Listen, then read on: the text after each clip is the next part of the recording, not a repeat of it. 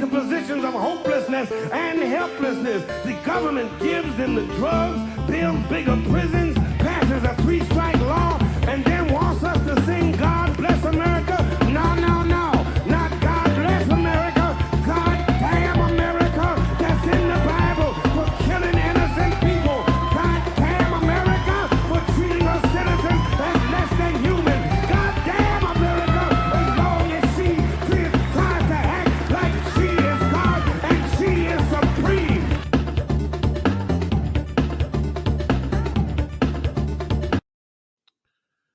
Hello, welcome to today's show. Thank you for being here. I wanted to do some warnings, content warnings, shit like that, house cleaning up top. We are going to talk about sex today. Weird sex, queer sex, sexuality, shit like that. If you don't want to hear that, then here's your out to leave the show today. If you're just here to listen to us talk about mayors' races and stuff and you don't like none of that, okay, totally, gotcha. That's why we're doing this. The only thing I'd say, warning wise, is near the end of the show. Look, me and Maxelle, we're edgy people, right? We like make some edgy jokes about some things that I think we're qualified to make jokes about. I think that's usually how jokes work. But if you don't like jokes about assault and stuff like that, the sexual kind, hey, listen, here's your out. Don't listen to the end of the show, at least anyway. It's pretty benign. Listen, we've done way worse stuff. I'm just doing this to make sure everyone's squeaky clean because this is a woke cuck libtard podcast or whatever, where we do nice trigger warnings for people who do not want to hear us talk about that shit. If you're related to me, I don't know. I know some of you guys listen to this. You might not want to hear what I have to say about some of this stuff. I don't know. I'm going to talk about my sex life today. If you want to listen, I don't give a fuck, a public person, but just throwing that out there too. Related to me warning. Everything after this, I don't know. We're going to talk about stuff you might not want to hear. Anders' mom, I think you listen to this show sometimes. You can leave right now if you don't want to hear Anders listen to me and Maxelle talk about some of this stuff.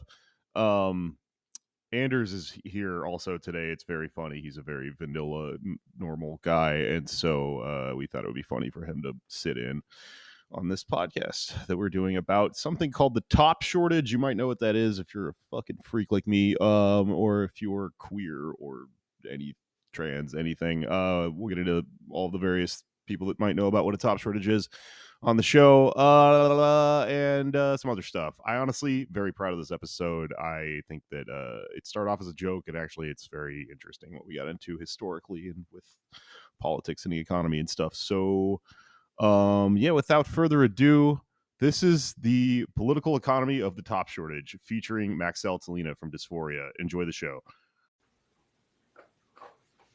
Okay, hey, we're starting. All right, hello everyone. Welcome to Pod Damn America, the Gothic podcast. My cat is biting me as I try to start the show today. Hello, I'm Jake Flores. That's Anders Lee. Anders J. Lee here. Joining us from Dysphoria, Maxelle. Welcome to the show. Hey. Good to see you. Good to see you. So today's episode is going to be really interesting. This started off kind of as a joke when Maxelle was in LA, and we were just riffing and joking around in a car at one point. On our way to Harry Potter World. That's right. Yeah. Which is relevant to what we'll be talking about today.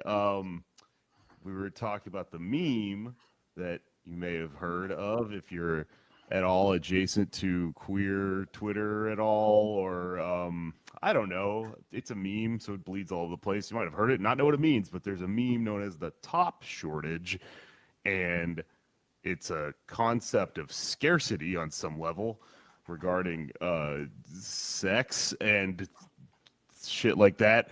So we started talking about how it's kind of economic, and maybe you could apply something known as political economy to it, or or something like that, right? We could get a little theoried out with what is this thing, the top shortage. And so we were kind of talking about that a little bit and joking about it. And then I decided to maybe just fire it off and do an episode about it. And I got to tell you, it's been an interesting journey this week as I started to put together an episode about this, because it started off as a joke. And then I really started reading more and more and thinking more and more about it and reading people write about it. And now I think it's everything. It's the root of all arguments about everything. Everything comes back to top shortage. I've got top shortage brain. You've gone like full Homeland Claire Danes, just like. And just to clarify, we're talking about the trading cards, tops. Those are big in the queer community, from what I understand. You love them. Queer people talking about tops all the time. So, is that we should probably explain what a top is for listeners who aren't as educated as myself. Well, that's why you're here, Anders. Is the audience is going to learn along with you. Yeah, I'm the most vanilla sexually person probably, definitely in Brooklyn, but maybe in the country. Well, definitely in this 3-person stream call. So yeah, no, don't worry, I'm getting to that. There's something to this, but I really want to set the stage here before we just go haywire into sex stuff. So yeah, that's a good point though. We should talk about what the top shortage is. You might be asking yourself, what is this term? I've never heard this before. Why are people talking about it on my favorite leftist podcast where I go to listen to people talk about politics and things like that? How do I get into this? So basically there's a what was the dog? There's a concept.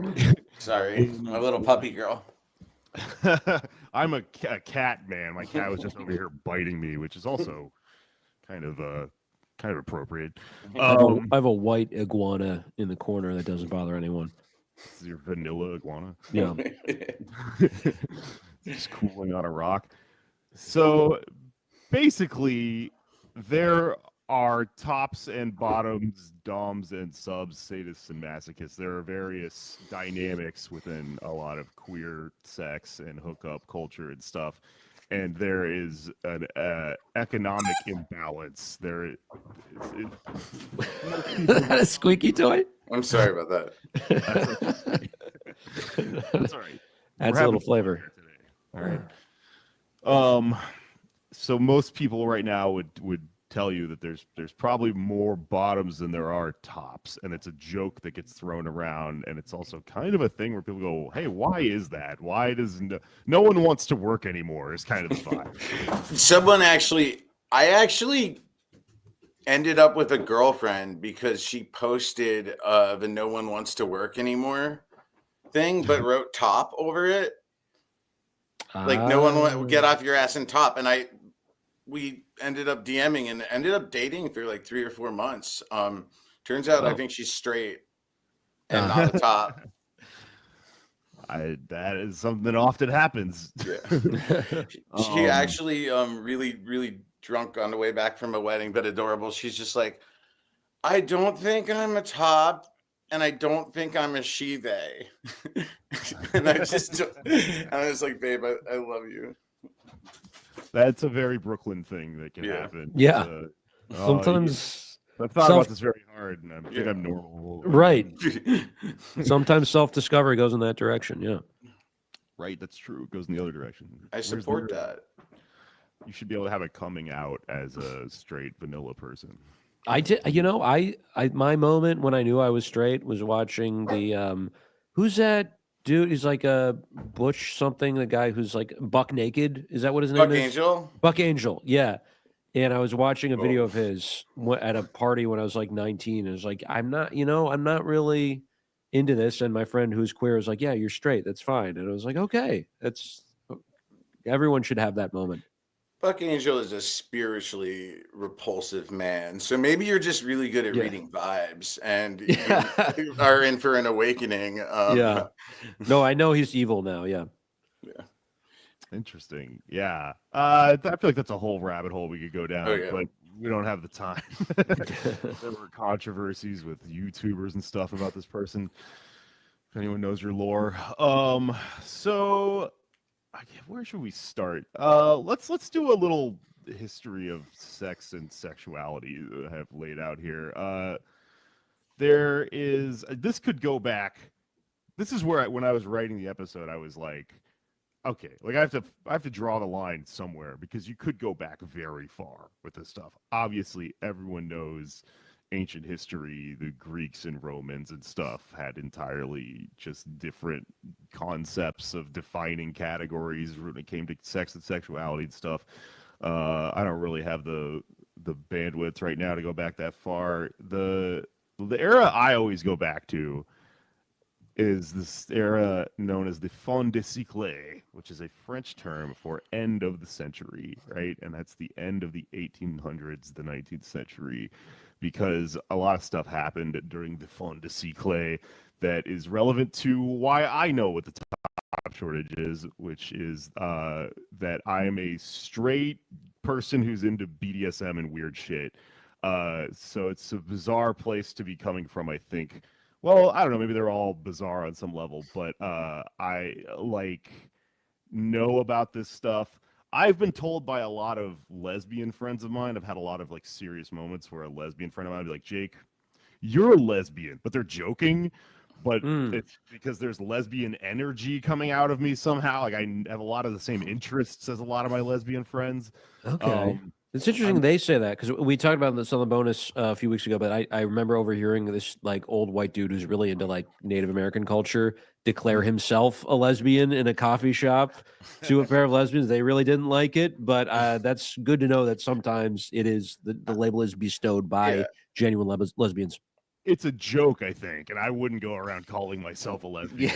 As a lesbian friend of yours, I mean, I think some people just need everything they relate to be like, I don't mean, sometimes people do it seriously, but you're actually feminine because I like you, or and I get that, but I think you're just a friend-o lesbian, like Larry David, classic, Yeah, I think so. And I also think that's what those people meant when they said that. It's not, wasn't getting a pass or whatever to say the D word. I think there should be more of that. I will say, very common for women to have friends who are gay. It's a two-word term for that. I can't say either word, but that's very common. But I feel like for good reason, a lot of lesbians may be skeptical of men, straight men. So we should have, but ultimately we should have more camaraderie and hang out together the way women engaged do. Straight women. Yeah, we should all definitely hang out more. I think that's. I like that. Go to Harry Potter World. We did. It was really cool. I know. I just keep insinuating you made me go to Harry Potter World when actually Maxelle go to Harry Potter World. I showed her my tattoo and I said, "Look, it's my birthday. You're coming to my favorite thing. I don't care how much I hate you there." I was brave. It was very funny. She took a photo in front of the bathrooms that were gendered. Oh yeah. So end of the century, right? 1800s. I've talked about this a lot on the show. Very brief recap, but it's shortly after it's a half century after the revolutions of 1848 in Europe. It's shortly after the Paris Commune fell. Things are kind of reactionary for that reason. There's a right-wing swing in France. Definitely after the fall of the Paris Commune, because all the right-wing people are like, "Fuck you, you fucking socialists. That didn't work. We're going back in the other direction." And around this time is when a lot of the original just categorization of people based on sexuality began to get into books and hard science coming out of these universities and stuff. And also around this time in the late 1800s, there's a guy named Leopold von Sacher-Masoch, who is writing books and stuff. He's a really interesting person, and he's who the term masochism comes from. It's his last name. Sadism is named after the Marquis de Sade. Masochism is named after Leopold von Sacher-Masoch, right? He was an Austrian.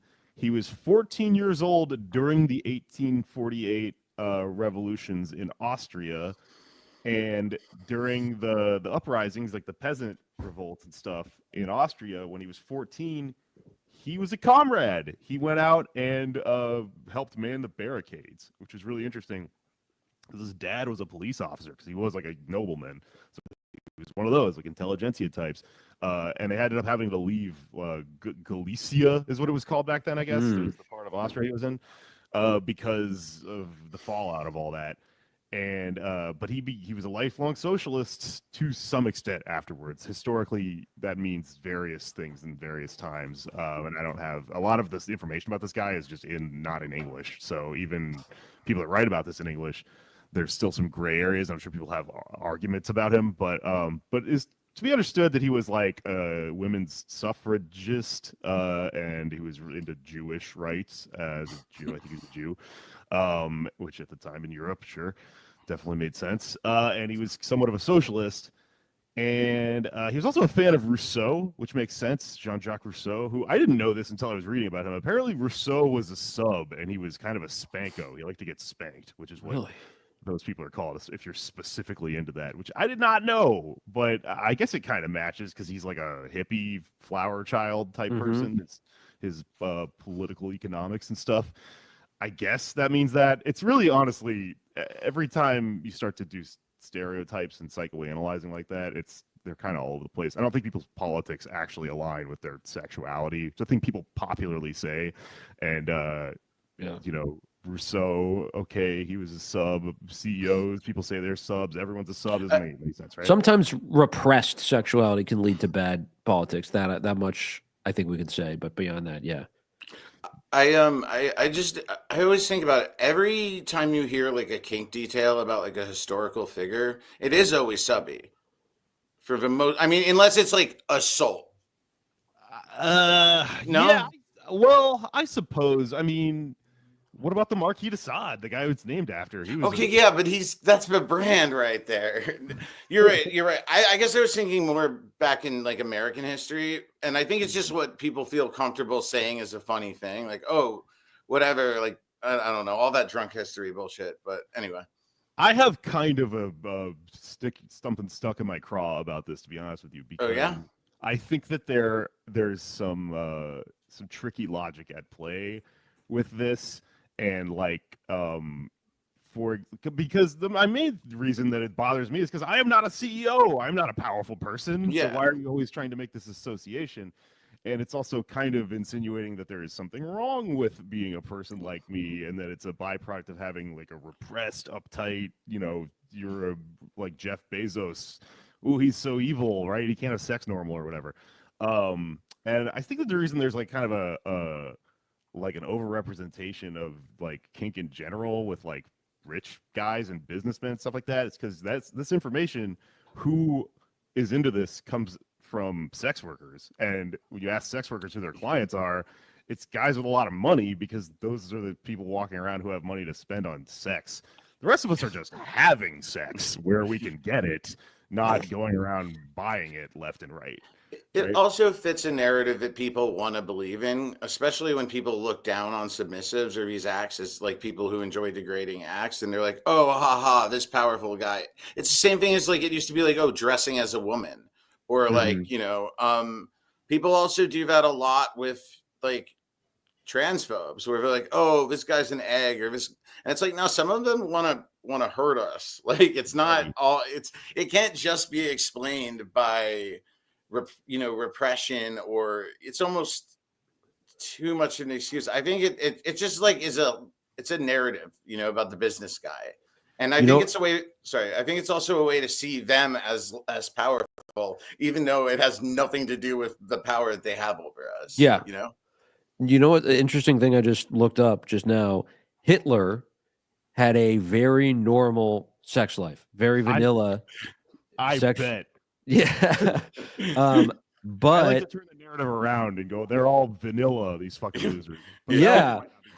Well, I mean, this is according to Ava Braun's biographer, but what I always found is like, why wasn't he married to Ava Braun? Like, what? And this is Wikipedia, I will admit, but it says that he wanted to maintain the image of celibacy. So he didn't want people to think he was fucking at all, when really he's just having a normal sex life with this woman who was not his wife until the very end. Also, normal for Germany can mean a lot of Yeah, things. that's fair.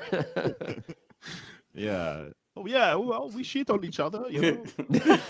That's another. Yeah, I was But like, that's another culturally accepted stereotype, but I don't want to. It's not what the episode's about, but For sure.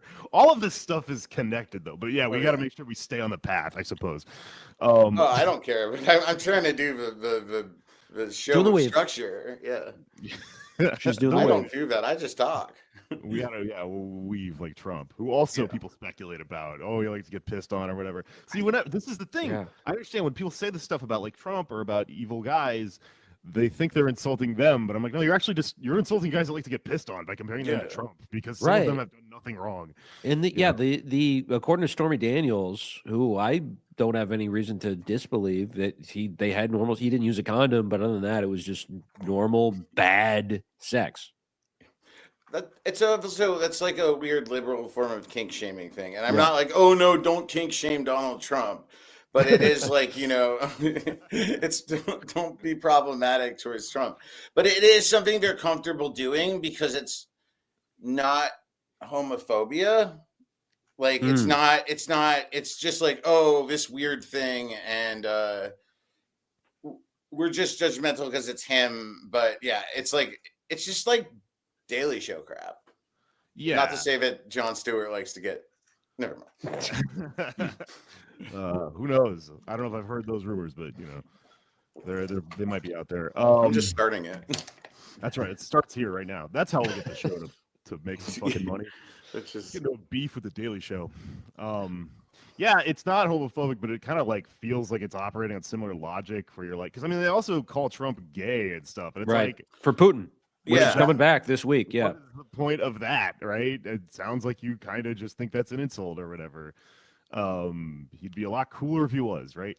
But anyways, so probably not cooler, to be I guess honest. so, yeah, no, he'd be an evil gay man. which Yeah. is a thing that totally can exist. The think pieces, man, they'd be terrible. So let's see. In 1886, there's this guy in where is he at? I think he's in Germany. His name is Richard Fryer von Krafft-Ebing, and he writes this thing called the Psychopathia Sexualis, which is an insane name for a book. It does sound like something from Harry Potter that you use to cast spells on people. That's their sex ed class. They read the Cyclopedia Sexualis. Yeah, the Psychopathia Sexualis. is what it's called. Psychopathia. Yeah. And it's what it sounds like. It is an early text categorizing sexualities and mostly deviant sexualities as like disorders, right? And this is the first time, like, instance you really get medicine sort of recording homosexuality and things like that, and transgenderism and things like that as disorders, and they stay on the books famously until fucking recently in the DSM and stuff like that. But masochism is coined by Richard von Krafft-Ebing as a direct reference to Leopold von Sacher-Masoch. Now, what's interesting about this is that Leopold von Sacher-Masoch was not like out about his sexuality, but he did write Venus in Furs, his famous short story about a man who is submissive to this woman who wears these black furs. Now we know that he was like really attracted to one of his cousins when he was in war-torn Galicia, who had like she wore furs and shit and had like a dagger on her belt, and he wrote all about it and stuff. But he wrote that story, but was not like, also, I am the guy in the story and I am into this, right? And in fact, he was actually like kind of kept himself separate from it, and also just was a professor and wrote lots of nonfiction and stuff like that. But one of his ex-lovers supposedly like spilled the beans to this guy who was writing this like fucked up evil scientific textbook. And so the guy was like, oh, okay, well, I know something about Leopold von Sacher-Masoch, so I'm going to name this thing after him. And it was a huge insult, and it ruined Leopold von Sacher-Masoch's reputation and career, which is really weird because his book, Venus in Furs, was very popular. People just did not like the fact that it turned out to be real. They saw that as a transgression against social mores of the time and stuff.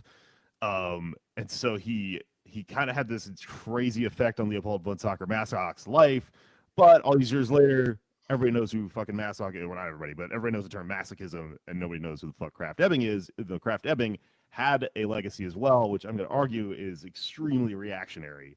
And he got a lot of his information from a guy named Benedict Morel to write the Psychopathia Sexualis. Benedict Morel was French, came from hyper-reactionary France. So I think it all ties back, I would argue, to the fucking fall of the Paris Commune. I'm still just hung up on Hogwarts sex ed. Like, Dickus Extendus. Like, they all have a spell that makes you orgasm, and it's not even about being good at sex. It's just who can master that spell the best. Kind of like AI in a sense. It would be cool, honestly. And I think there's probably been some films made on this topic at some point, but within the actual canon of the lore, I'd say J.K. Rowling probably is it's a much darker chapter on that class. Yeah, fair. Everyone stay on your own side of the fucking rules and room and shit. While the Sorting Hat sorts you into various sexualities, I guess. Yeah, they bring the Sorting Hat back out. It's like gay, but you're a man. Yeah. Yeah. So this guy Ebing, he also, like, he's interesting because he's like kind of a fucking liberal of the time, in that he like doesn't understand how reactionary his kind of middle of the road assessment of all this is, because back then this is kind of seen, differently. He sees himself as someone who's like a hero of all of these people he's categorizing, of like deviants and stuff like that, because he sees them as sick. So he's just like trans people, cross-dressers, gay people, fetishists, whatever.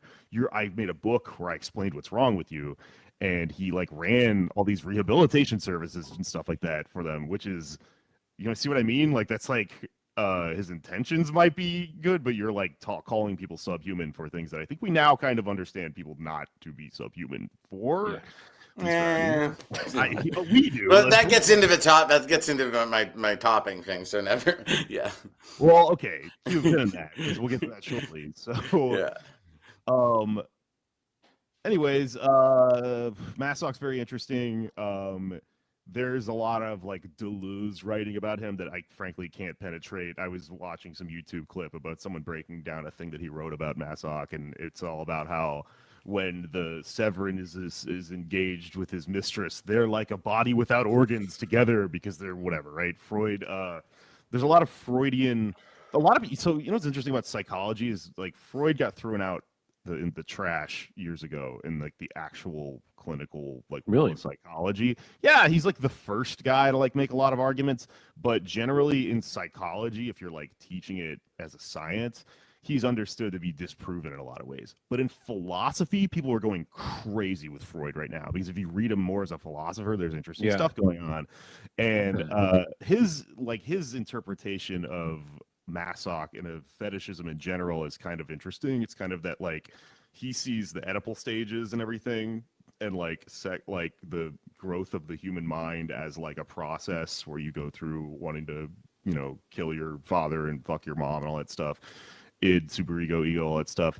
And basically but he also, I think he's wrong here, is he sees like fetishism as a stunted development where you can't look directly at sex. It's like too much. You're still stuck in a part of the development where it's too crazy, which is part of Freudian development. It's kind of like having all this hysteria about genitals and stuff like that, and thinking that his idea is that like little boys see like a vagina, they think that like the woman got her dick cut off and stuff, which is like castration anxiety and all that stuff.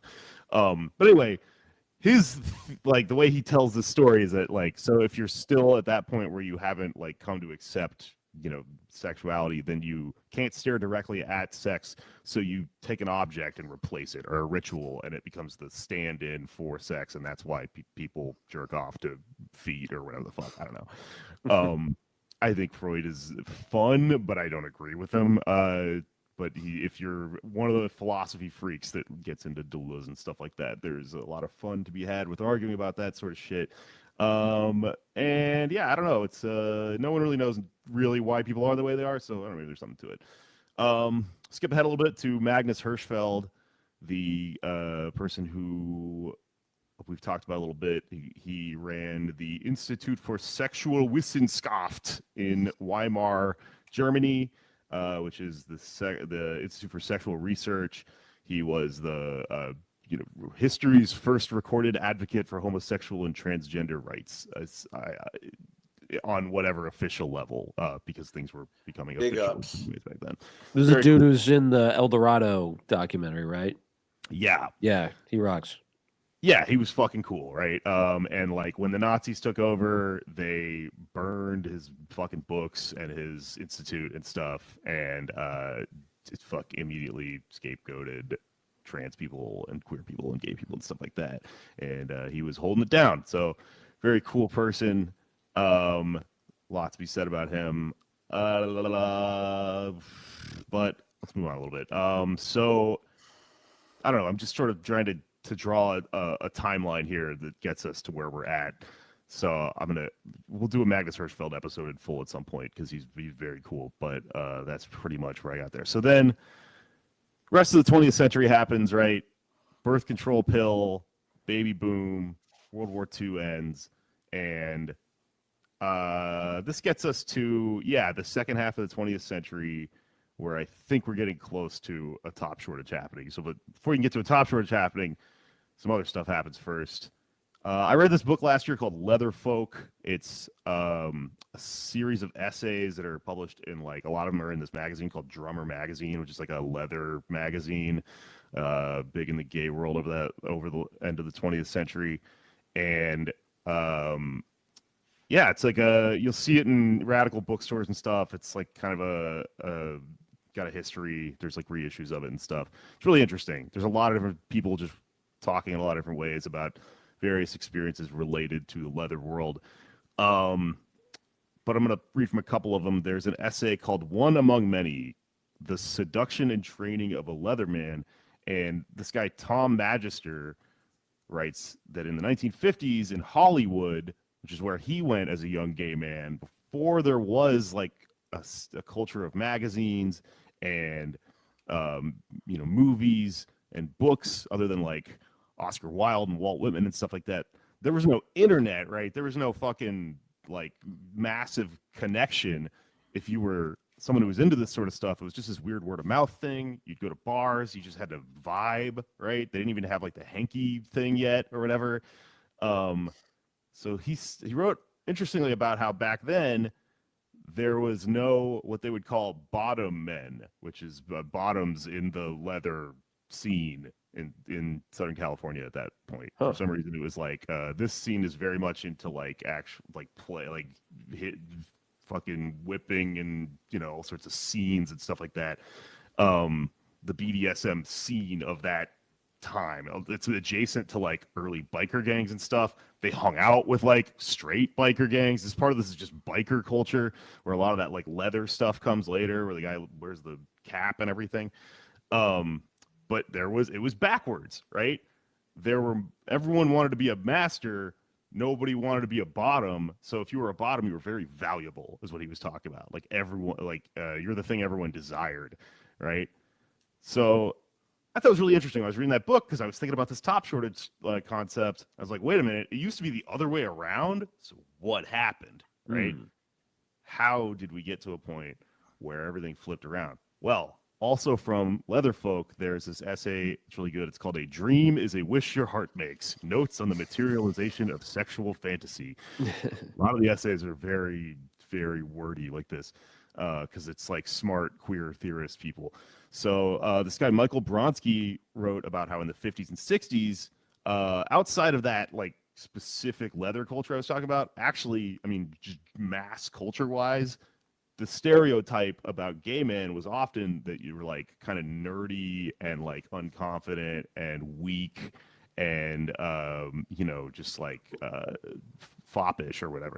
That's not even the term for it, but like there was like an unconfidence to it. And he argues that kind of was the main paradigm until Stonewall happened, the Stonewall riots in 1969. Because after Stonewall, in New York City, there was this writer, this far right-wing culture writer, I guess she was a culture writer, But there was a right-wing writer named, this is an insane name from the past, by the way, Midge Decter was like the J.K. Rowling of the I wonder day. if I heard that name. Oh, you might have. I don't know. Decter's Laboratory?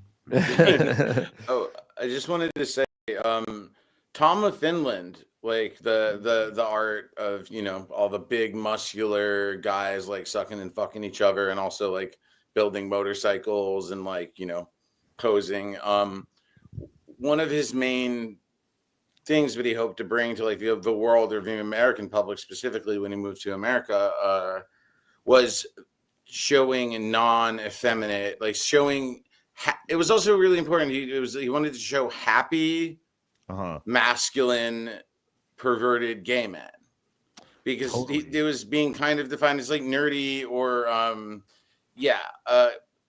can I say the F slur?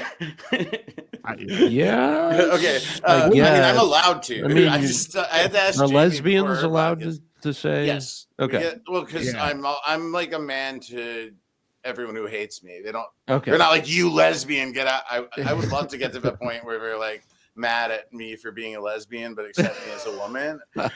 Well, either way, I was gonna say they were, considered that. Totally. You can say the word, and if I you know, want, but you can now also. I'm saving it. Now I'm saving. Oh, well, if you could also say the term, I'm not allowed to say that I mentioned earlier, in case people didn't catch that. Oh, fag hag. Yes, thank you. Yeah. Okay. Cool. I didn't get that. The turfs are gonna be on me for saying hag. It's good for business. I just Googled Midge Decter, and I must mention she was born in St. Paul, Minnesota. Okay. Interesting. One of yours, huh? Mm-hmm. I can say the slur for that, which come up with at the end. For Pig's eye Ian. From St. Paul specifically. A non-Minneapolitan. I see. Okay. You damn I was gonna say Yinzers, that's Pittsburgh. Okay, so anyways, so this writer Midge Decter that Michael Bronski talks about, she wrote this piece about going to Fire Island, which, if you don't know, historically is where gay people partied. They still do, but it was kind of like a refuge back then, because Fire Island is this island off the coast of Long Island that you have to take a ferry to get to. There's no cars. You can do secret shit on Fire Island if you want. It's also just where a lot of people in Long Island go in summer, but the far parts of it are where historically, if you were gay and you wanted to like party, you could go there safely, because, you know, history was happening, and, you know, people were not very nice to gay people. They still aren't, but things have changed a little bit, right? Now the Bank of America is rainbow and shit, but yeah, so she went to Fire Island, I think ostensibly as a vanilla trad normal person, to go have like a spring break or something, which is, I've been to Fire Island a lot. It's fun. Jamie Peck has a party out there every year. But like most of it is these like really conservative Abercrombie and Fitch polo shirt kids on like school vacation. So you have to go through them to get to the fun drag queens and stuff. So I think she was probably one of the people that was just out there to vacation. And then she came back and she wrote that she was very disturbed because she saw a bunch of hulking gay men with shaved bodies, and she was really disturbed by this, because she was like, why are you jacked but you're shaved? I don't understand. It fucked with her sensibilities, and she wrote some fucking bullshit about it and yelled about it in the East Village, right? And part of what bothered her is that she was like, these people are, why are they butch? Like, why are they so tough? She's used to gay men being like, I can't catch a football or whatever, like an effeminate man, right? And we talked about this a year or two ago when I read a book called Deep Sniff about the history of poppers by Adam Smith with a Z. But he mentioned the same thing, is that around this time there was this new thing where you had like all of the archetypes that became the Village People, right? Like gay men fucking going and buying like army fatigues and stuff, and like kind of dressing up as these traditionally male masculine things, like a cowboy or whatever, or like the leather daddy is kind of part of this, like using the leather culture from like bikers and stuff. And it's really funny, like kind of what's happening at this point. There's a in this essay in Leatherfolk, they talk about this meeting that happened. It's like a gay rights meeting or something, where someone brought up the idea that there might be a problem with like these new leather daddies who are walking around because they're so tough looking they might pass as straight, and then like everybody laughed because it's like, come on. But that's the thing that somebody thought at some point, because they were like, oh, we were like pushing too hard in the other direction. Bronsky goes on to talk about the conservative fear of sexuality in an interesting way. And, talks about how like what you would hear out of people like Midge Decter was like, oh, there's all this decadent stuff. They're going crazy. They're making all these new decisions too fast. Where does it end? If you treat sexuality like this, it's a slippery slope, which is what you always hear from the far right, right? Like, what happens next? Guy fucking a horse, guy marries his horse or whatever. And he writes a really interesting kind of analysis on this about how you can only really entertain the slippery slope fantasy if you do not understand your own sexuality. Because if you understand your own sexuality, you'll kind of understand that that's not really how it works. It's not as though if you think about a new thing, oh my God, now I'm crazy and I'm obsessed with this thing now. Like, you kind of, there's stuff that's you're going to be into and stuff that you're not. It's fixed to a degree. Anyways, the point of all this is that he sort of talks about this post-Stonewall moment of liberation where gay men can now live like as what he describes as versions of themselves. So he's saying like this thing where people embraced like being a macho, tough, like a tough guy who maybe in the paradigm we're talking about would be a top or a dom or whatever. He's like, that's a thing that people were afraid to do until Stonewall. When Stonewall really created a moment where we have this shit out and argue with people and you have to assert yourself as people who are kind of been living in hiding until that point, you won to some extent. And now people realize that they can like live as a part of themselves that they've been like kind of oppressing and hiding. And I think it's really interesting because he's saying that like everything is inside of you. There are, there's a side of you that could be this way or that way, but this moment created an ability for like gay men to be like, oh wait, I could be a top, right? Because it's like a thing that you have to like decide on some point and to be like, I'm gonna try that. Whereas the bottom thing is kind of passive, right? Everyone kind of defaults, and like a lot of people tell you they start that way and then they become a top or whatever. So that's where like this top boom, I guess, comes from.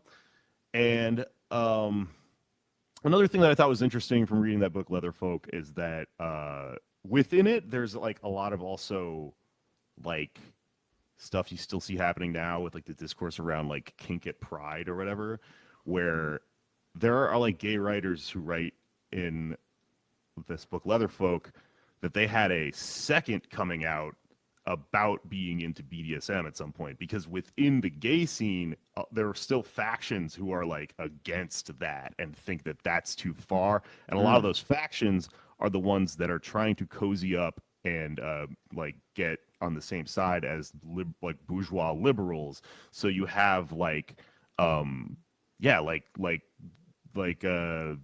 Buttigieg type guys who want gay rights to be a thing where they're like, no, we want to get married, we want to be normal and stuff like that. Right. And then they see the fucking kink people and they're like, hey, you're making us look bad. They're going to think we're crazy and stuff. And they would even make the argument that that is bad and that you should try to be like basically a gay version of a vanilla straight person or whatever. I mean, that literally happened at a Pete Buttigieg campaign event in, I think it was Rhode Island. They were doing like a Queers for Pete event, and they had, I forget what it was, maybe like whips or leather stuff, and Chaston was like, whoa, no, we can't do that, can't have that on stage. He's Mayo Pete. Yeah, and it's like respectability politics shit, Yeah. and it happens within all marginalized groups that get fucking bought up by the Democratic Party, where you go, no, don't be that type of brown person, don't be that type of woman or whatever, right? We're doing, we're buying in, right? So yeah, that just sets up a lot of these interesting dynamics where there are like, like incentives to be or not be a type of person, right? Then AIDS happens, that changes a lot of things. That sort of, probably like creates a fear of sexuality because there's a lot of narrative that the far right tells people, oh, that happened because people were Sodom and Gomorrah from the Bible. People were going too far with it and stuff. And this is God or the universe kind of telling you that. But also, a bunch of people die. People are kind of freaked out about sex at this point. And so there's, maybe a stop gap to like the just actual to the the momentum of the free love movement and the baby boom and stuff like that. And it echoes throughout all of society. Straight society, sure, but definitely gay society, right?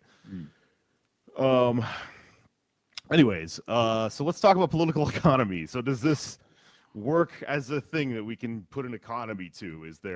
Can you do Marx to this and go like, this is all because of the value form or whatever? I don't know. But before we get into that, I do also want to clarify some language, because people that are outsiders to this world often interchange all of these things, and they're not the same thing, right? So top and bottom refers to like insertion in sex. So that I don't need to explain that any further, right? Someone fucks and someone gets fucked, right? Well, actually, it does get a little bit more confusing, because like it can also, I guess, be about not even in a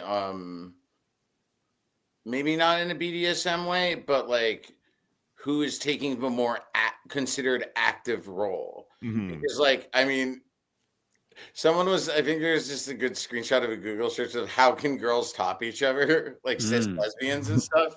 Because that's all. It's just like, that's where it gets even confusinger. But what we're talking about, when it's usually talking about the shortage, we're talking about ass fucking. Yeah. I think so. Also, there's a way that girls can top each other. There's lots of ways, but yeah. So then there's also dominant, submissive, dom, sub, right? And that's more specifically BDSM terms, and that means like there's more of a dynamic going on where it's about these like narratives and stuff. Doesn't have to be fucking. A lot of that is also just like impact, pain, whipping, whatever the fuck, spanking, whatever the fuck you're into, right? Or some people aren't into that shit at all. They just like fucking the verbal part of it or whatever. That's a whole other realm. But that's also separate from sadist and masochist, because those specifically refer to pain, even though, as we just discussed, they came from those two authors who maybe had other stuff going on. But sadistic at this point is understood to be like somebody who likes giving someone else pain. Masochistic is someone who gets off on receiving pain. So this is interesting, because you can be like you can have like a mixed up sort of identity regarding these three concepts. There are some people that are like dominants, but they're also masochists. I've known a few of them in my time. Like they're like mostly a dom, but I got to get whipped sometimes. Like I get the physical sensation out of it or whatever. Anyways, the more important reason to lay this all out is because when people talk about the top shortage, well, I think the origin of that term is the original meaning of the word top, the fucking one we were just talking about. That's what, I was just clarifying on that because it gets even more confusing. And Well, see, the thing is, though, there also kind of is a dominant shortage, and people do use these terms interchangeably. Yeah. No one understands these, especially people that are basically straight and vanilla. Like you'll often hear, every once in a while, you hear like a straight woman refer to herself as like a bottom, and it's like, well, I mean, yeah, but like, why are you using that term at all? I don't know. Or like, a male guy, I'm a dominant, I'm a top, or whatever. Yeah. And then the shortage, like joke, meme, kind of. Some people, when they say it, I think they mean it one way or the other, but I think if we're gonna do like some kind of etymology, if there was like a know your meme thing about this, this is a trans joke, right? That kind of came out from people trying to hook up. I mean, I'm not plugged into the gay meme scene, like the cis gay meme scene. So I have no idea I need like a correspondent for that one. Just. Now let's take it to Jim on Fire Island. I don't know why my gay guy was just named Jim, but he's a top. He's a top. But Yeah, it is. I mean, I'm most familiar with trans memes, and there is a huge that is a meme. I love the artificial scarcity of it all. Mhm. But yeah, I mean, speaking on the trans specifically on this one, I think it's, and I'm speaking on trans femmes. I don't actually understand trans mass culture at all. Not mainly the music and stuff, but I just don't. What is the music? It's No. Brockhampton. Wow, really?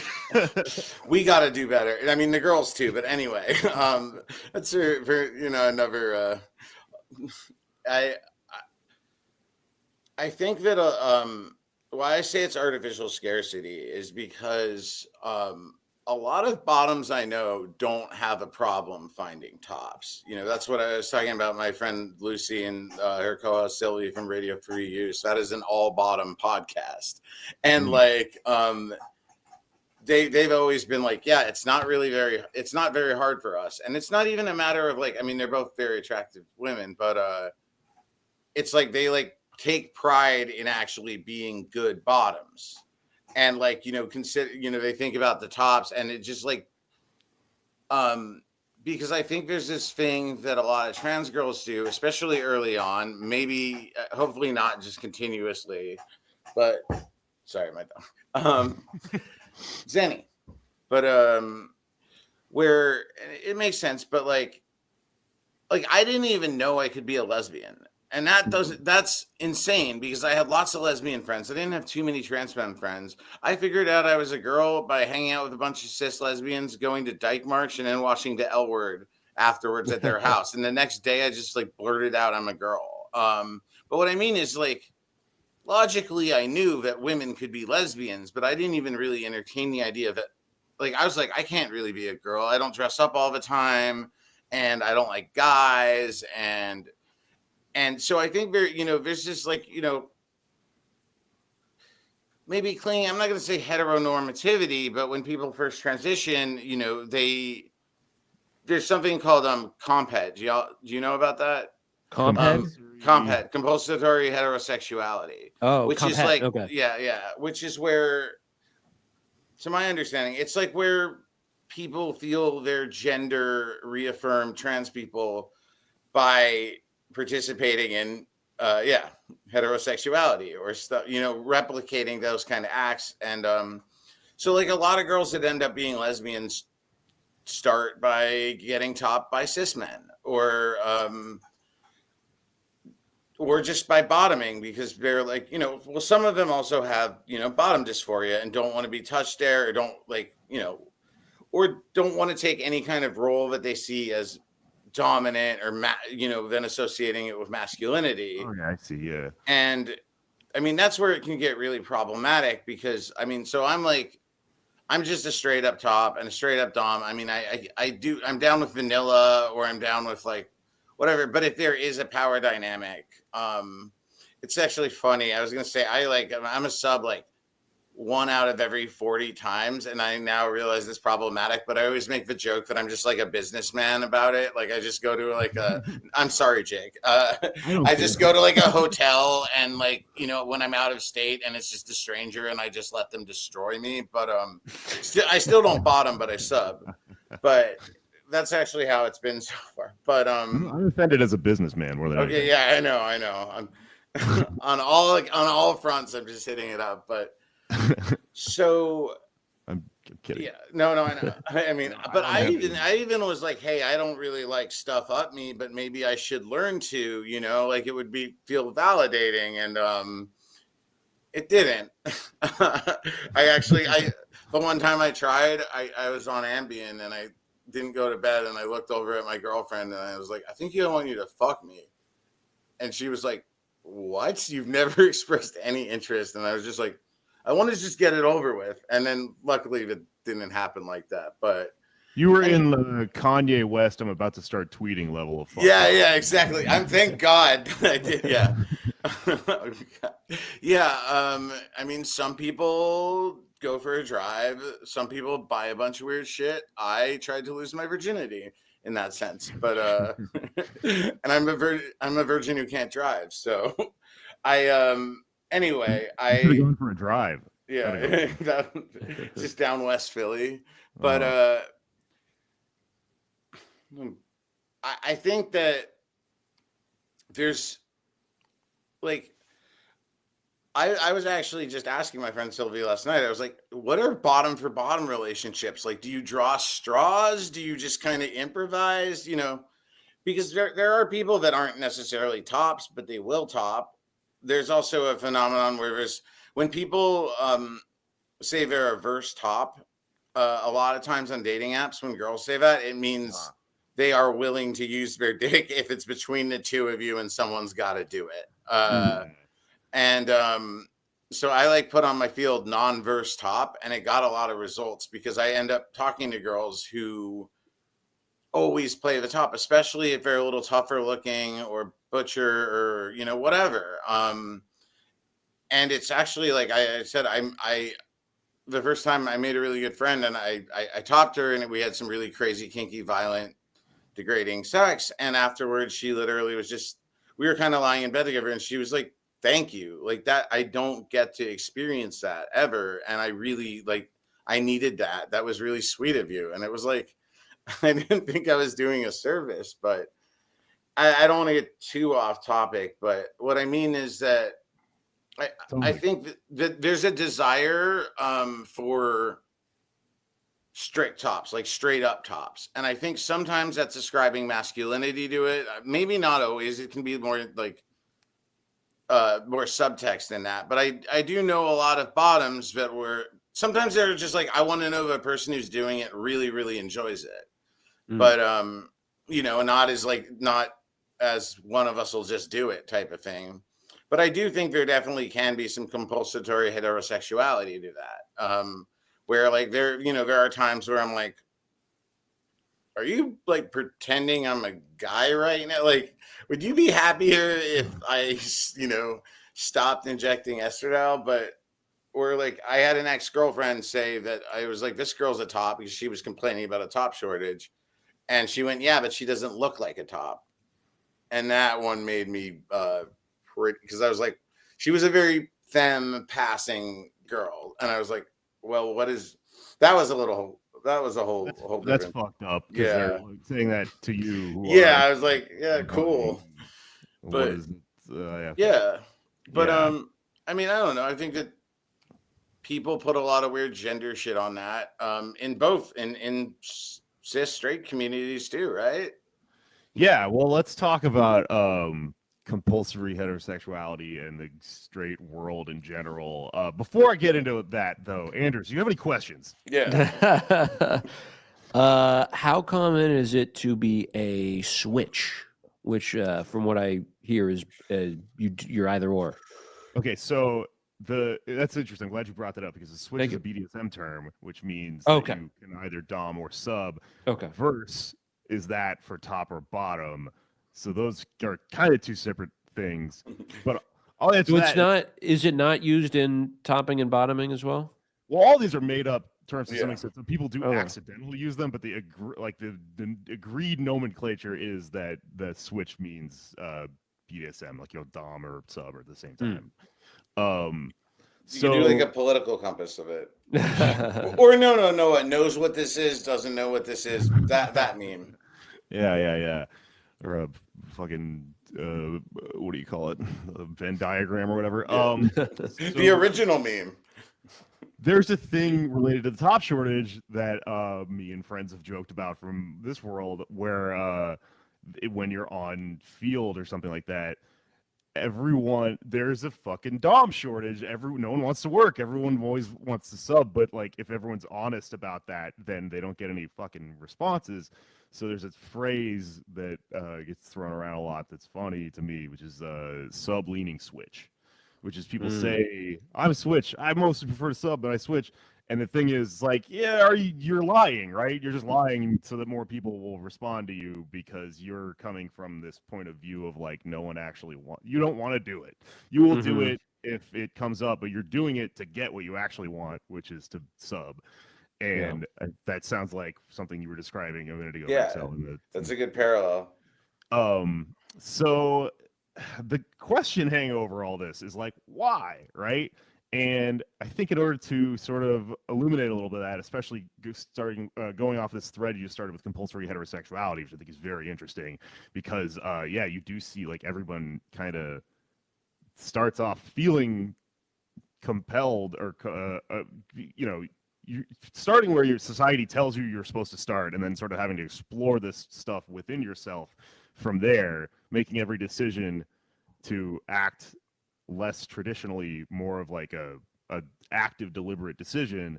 That comes from the presence of heteronormativity, which is this big fucking huge, like massive force that is tied very much to patriarchy, and via patriarchy and race and things like that, ultimately all the way, if you follow this all the way to its logical conclusion, from fucking property and capitalism and stuff like that. It's stuff that has historical origins that we have to deal with when we're trying to get fucking laid, right? It's crazy.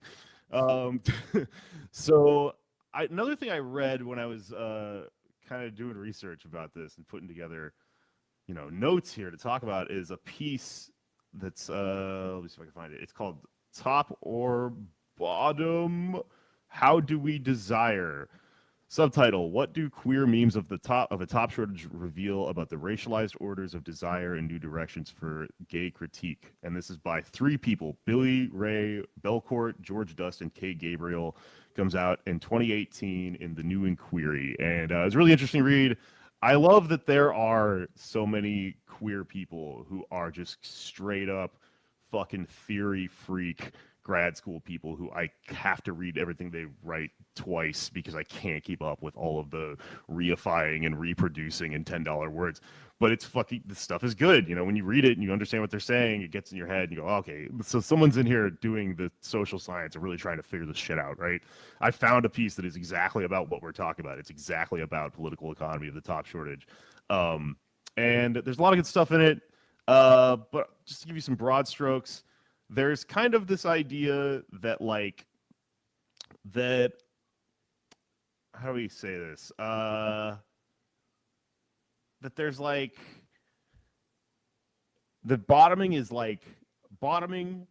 or subbing or whatever are attractive to people because it gives you a release from responsibility and what's the word, like blame. Like if it releases some sort of anxiety valve where you're like, well, if I'm the passive recipient in this situation, then no one can come at me and say that I did something wrong, basically. And it takes that to its logical, hyper-extensive conclusion, and that's what that is, I guess, in like BDSM, where that's why it's so extreme, right? Where one person is so fucking controlling, because what you get out of that is this release of what's the fucking $10 word I'm looking for? Whatever, culpability, right?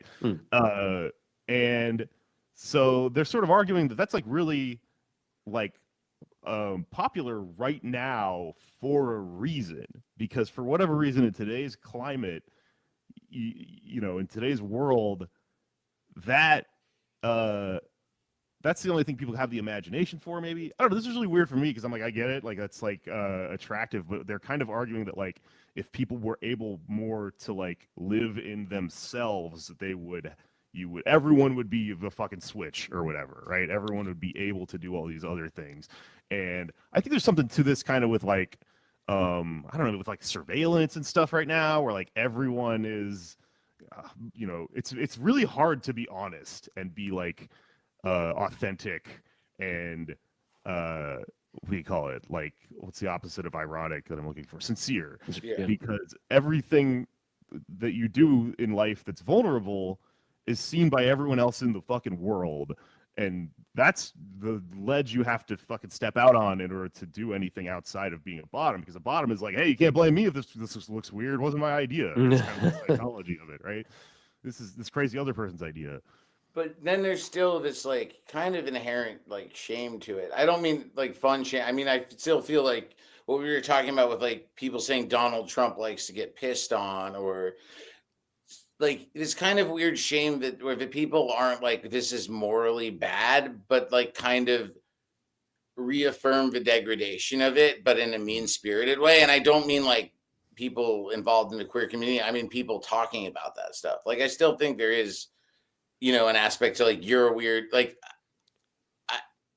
I know maybe it's changed, but like, you know, it was way more socially acceptable for like a cis straight guy when I was kind of one, to want to do like somewhat violent and disgusting things to women consensually than it was to get fucked by a woman with a strap on, even if it was vanilla or, you know, there like that was still, I think there's a homophobia and a misogyny to that. Yeah, absolutely. I mean, but- I grew up in a very hyper masculine world, and Yeah. that's why I was such a weird closeted weirdo about that stuff for so long. Is because Oh, yeah. I'm not gay, but homophobic men would use that sort of word and like Yeah. that vitriol at me if they knew that sort of shit about me, right? Yeah. Oh, sorry. No, good. Oh, well, are you guys familiar with one SoundCloud electronic musician and overall shithead Ray Blanchard? I am not. Okay, Blanchard, he just happens to make electronic music now on SoundCloud. He also cites Wendy Carlos, who's a famous trans composer, as an influence, but he came up with the term autogynephilia.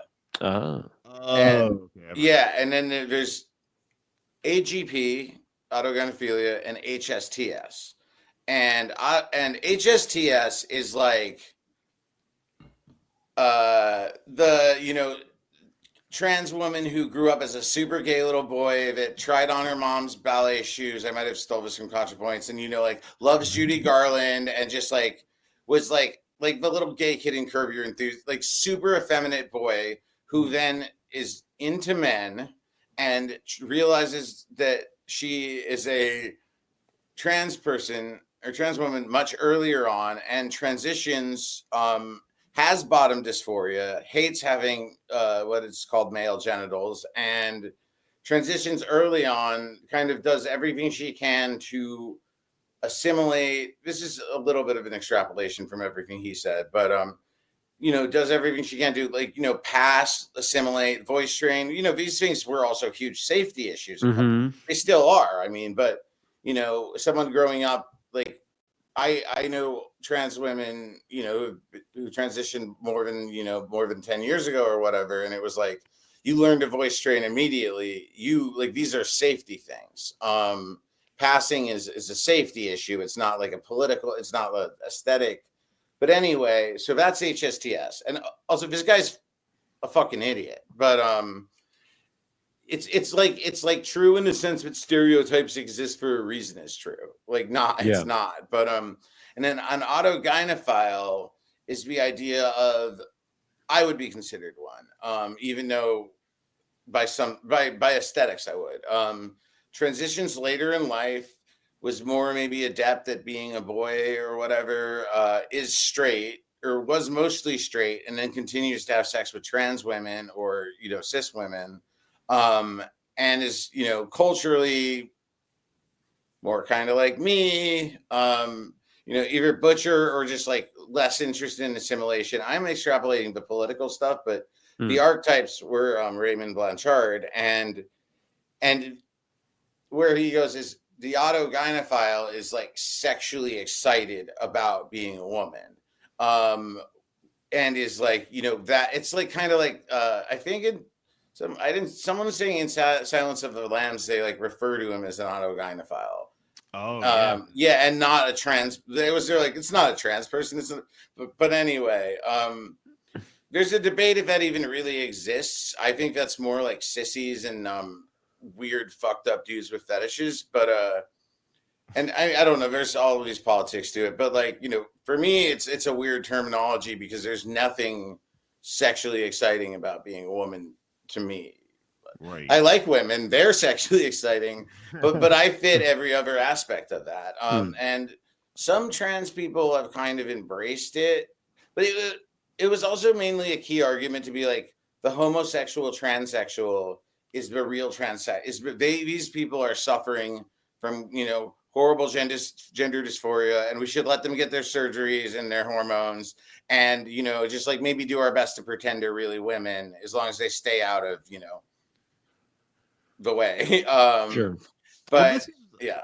This is why I always go back to the psychopathia sexualis, because like I think we forget that all of these terms and stuff are like fake to the extent that they're words, and they just are ideas to come up with categorizing different experiences different people had. And there's a lot of static that happens with I would argue very like Jordan Peterson-esque thinking, where you're trying to argue that people have innate natures and stuff like that, and men are this way or women are this way. But even if you're not going full Jordan Peterson, just making essentialist arguments about people going like, okay, I accept that there's gay people, but gay people are like this, and I accept that there's trans people, and trans people are all like this, you're kind of losing the forest for the trees here. The big picture is actually that like there are a lot of different experiences that humans can have in the process of being a person, and these are all just like guideposts for helping people go, this is the one that I'm having or whatever. Well, in this situation, it was like a guide to society about us as transsexuals. Sure. So like, no, I mean, I know what you're saying, like,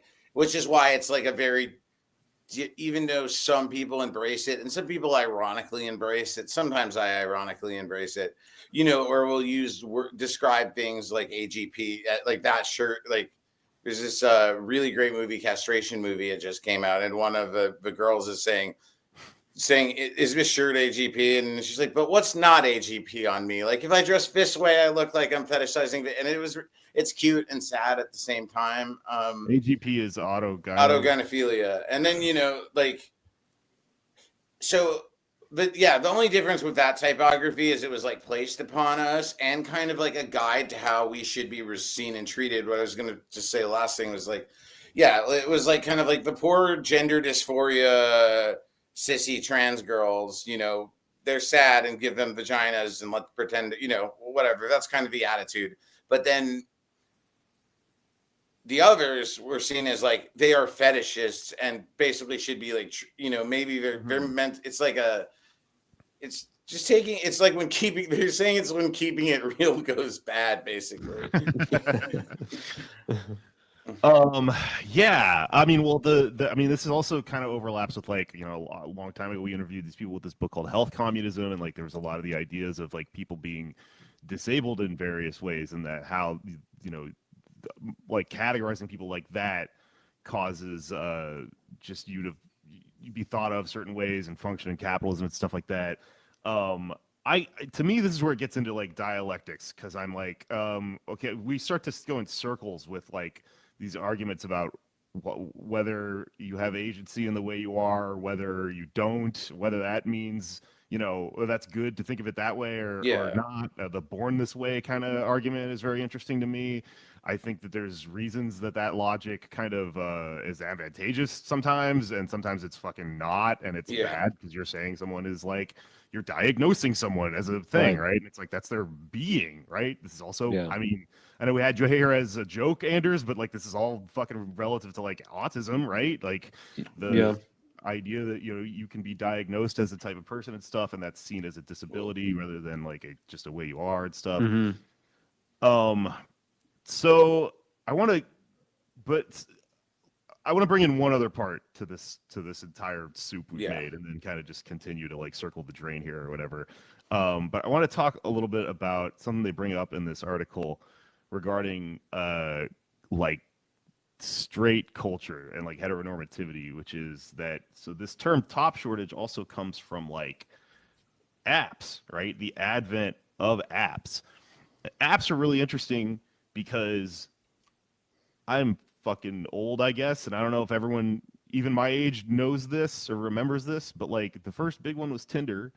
And what about OkCupid? Yeah, I was gonna say OkCupid, sure, that existed, but I feel like Tinder really broke like the mold, because Tinder is a knockoff. You know how like there's so many things that become like big American like TV shows because they were actually like a British TV show and then they fucking remade it because they were like, oh, this works for another market, right? Yeah. For a bigger Euphoria. market. Euphoria was a fucking Israeli show, and now it's a this HBO thing, right? So Tinder is kind of that from the queer world because there was an app, there was like Grindr and shit, and basically some That was college before students- Tinder, right? Okay, interesting. Yeah.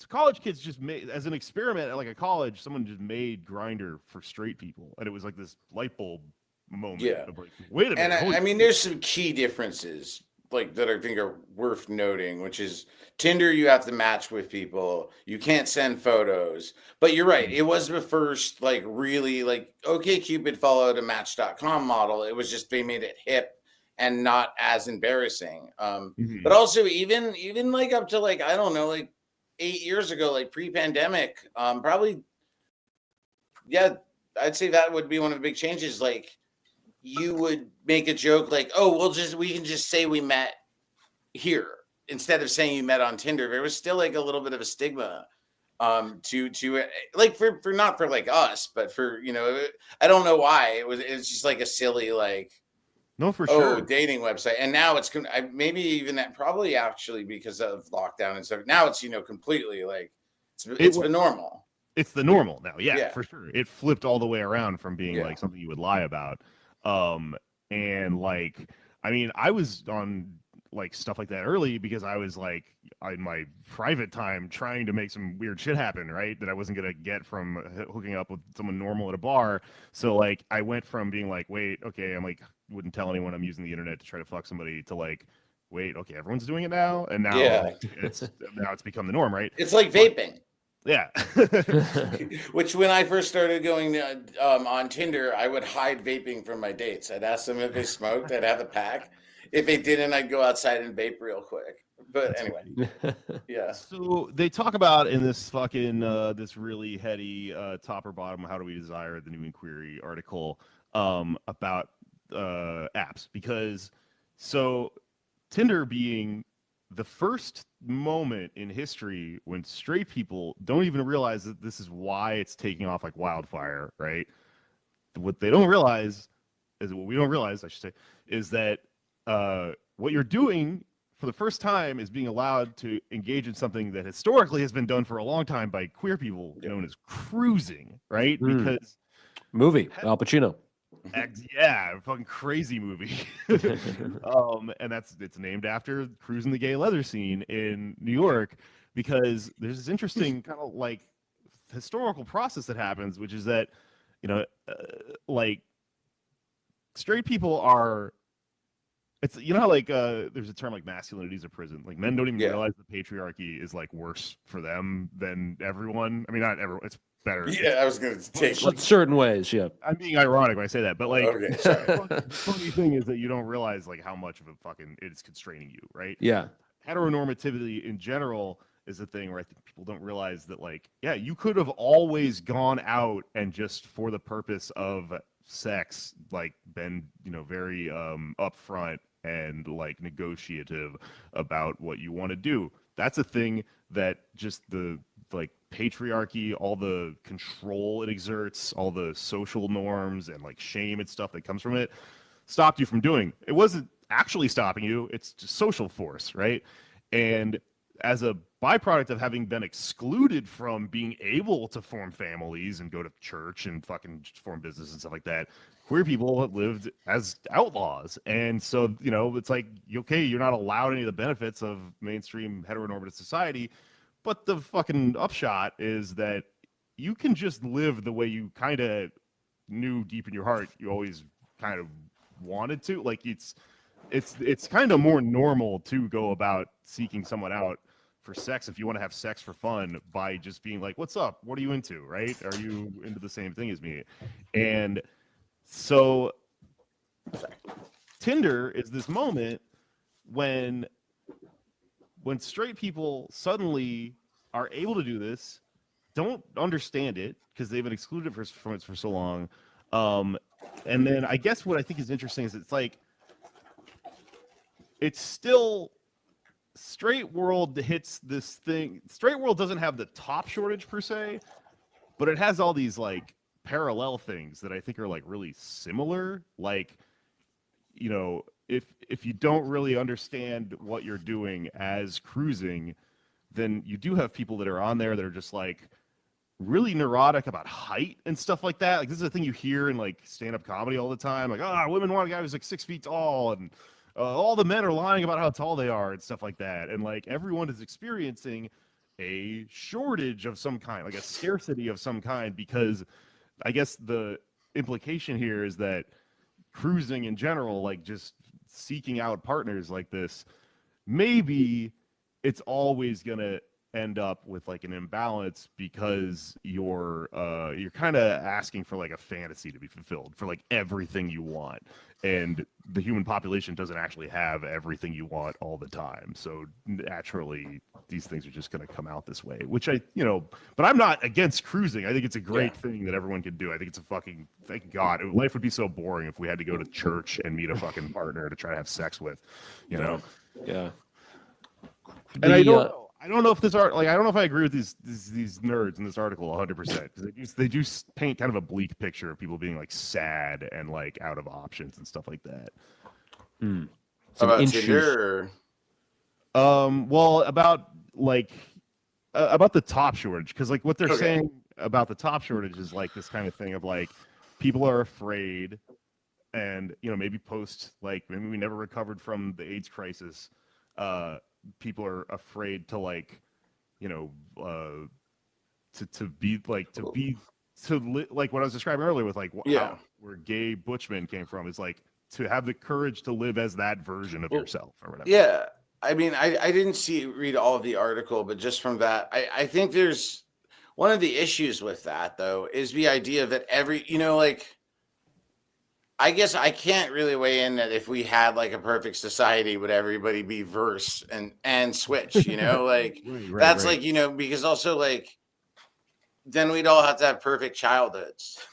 You know what I mean? Like, I think the idea that like, it is just rooted in like homophobia or whatever, outside forces totally negates the fact of like traumas and catharsis that we like the traumas we experience and catharsis we find in BDSM, in things like that. Not to say everybody has it like that, but it kind of, it's like a not nature versus nurture thing. No, it is nature versus nurture. We're saying it's in, and I don't want to disagree with an article I didn't like read all of, obviously, but I guess I wanted to circle back to when you were talking about, the idea of bottom or sub complacency. Bottom either physically, and I think that taps in sometimes with like the compat trans girls. And I'm not saying everyone who's a straight up bottom is doing that, I'm not saying that straight trans women that only date men are like a problem, or like denying something. They People don't actually want to be doing that. Yeah, right. Exactly. But there is something. This doesn't even really speak to top and bottom. It more speaks to dom and subbing. Is like, okay, so let's say if I do some incredibly mean-spirited, degrading stuff I'll talk about on my podcast, but like stuff, with a woman who's really into that, even if obviously like we talk about it, we kind of read each other's vibes. I usually have like a long, just like, I make it fun, but like usually try and talk for a good, like a good amount of time about what we want if we're going to do something extreme, and like what direction is this coming from, and what does yellow mean to you? Way too much shit. I don't know how I ever thought I was a guy, but lesbians in their consent talks. No, but I what I mean is that a friend of mine, she was like, yeah, I mean, tomorrow I have to think about the fact that I let you do all that stuff to me, and I'm going to enjoy it, but there is a little like, why do I like being treated like this? Mm-hmm. But she's like, you're the one that has to think about that you were given creative control. She's like, you have to live with that's what you enjoy. Like, that's what you took the direct role and, were in bed with me and chose to do all these things and say all these things. She wasn't being shaming. She was being really funny about it. You But it's like, disgust me, Max. yeah, basically, yeah. I try, but I asked you to do to me. yeah, no, yeah. It's like, well, it's that thing where it's like, I don't know. I've had moments, because I'm like a fairly extreme degradation oriented sadist, and I think that I can't speak to the whips and chains people, or like the people who are really gifted doms with like tools and pain stuff. Mm-hmm.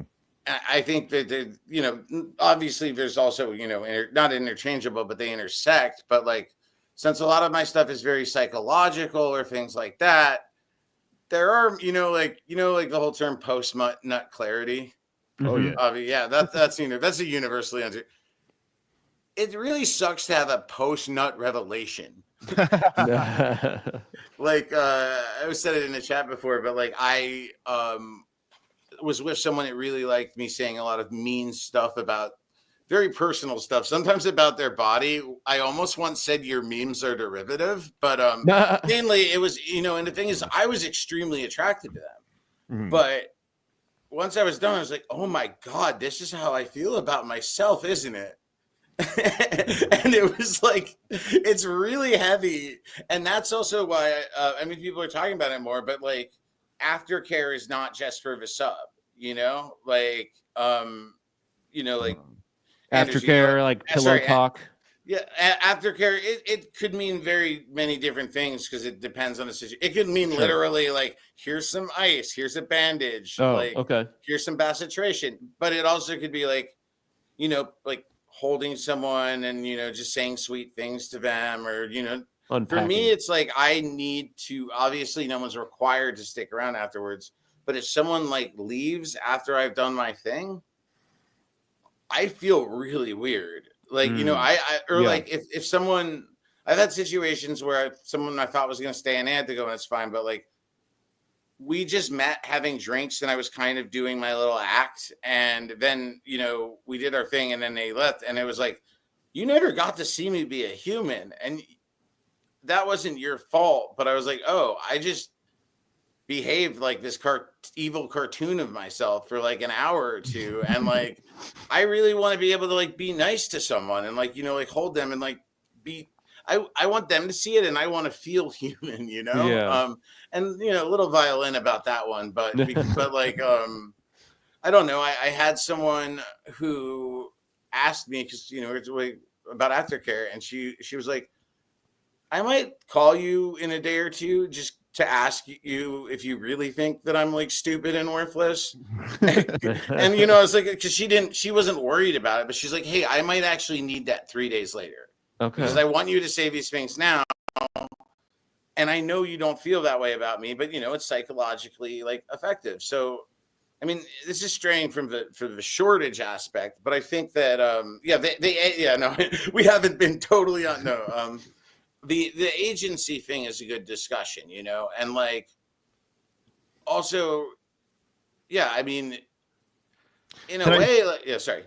Can I interject something about that? Please. Kind of spinning around in my brain right now. Because like, this is like a thing where it gets very dialectical. Like, I'm always thinking, okay, we're stuck arguing like these two sides of an argument, and at some point this is going to break. We're going to go, oh, no, it's a third thing. It's why are we even framing the argument this way, right? Yeah. And there is this like nature nurture like question of innate or not or whatever that goes around with this stuff.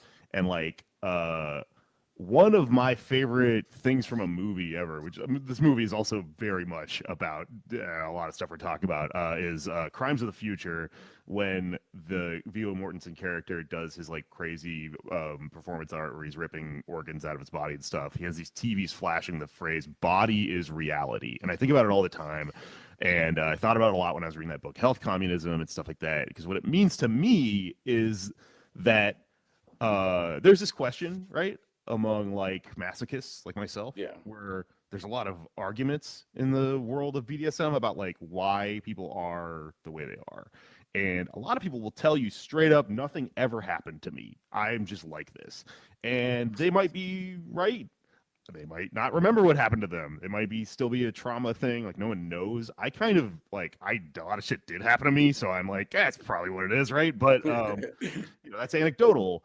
But you don't really know, and the utility of arguing it doesn't matter. To me, it doesn't matter is what's important.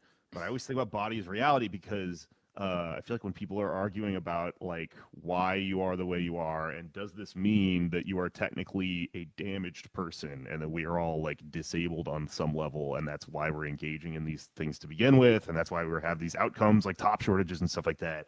To me, that's tricky thinking because the thing is, we are all damaged.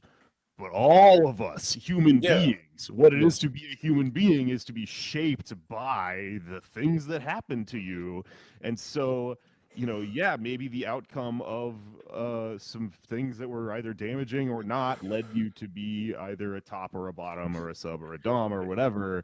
That doesn't matter because what the reality is that it's like your body is reality. Well, so if you lost a leg, you could sit there every day and go, do I not have a leg because I did this or that or whatever? Is it good? Is it bad? It doesn't matter. That's the body you're living in at that moment.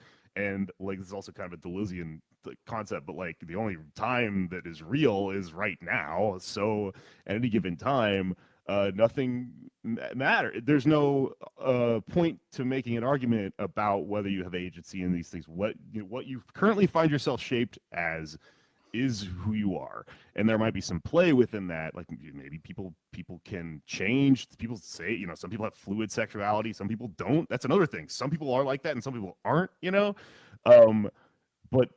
the important thing here is to understand that when people use like the framing of like our identities in certain ways, they're using it to make really evil reactionary points oftentimes by saying that like, no, this was a decision on someone's part, therefore we need to implement some stupid like traditional reactionary patriarchal social change to make these outcomes not happen because they're bad or whatever. And I think to some extent, it's like if I ever had kids, but basically what I mean not by hit them body and is stuff reality like that, and is like, that so when you have a body, it inherently is going to twist and shape itself certain ways and stuff. And like, for example, if you lose a limb or just something about you changes. So the idea being that some of us tend to think along the lines of, oh, well, I now am damaged because there's a hypothetical other timeline on which there is an ideal version of me that doesn't have the lost limb or the whatever the thing happened.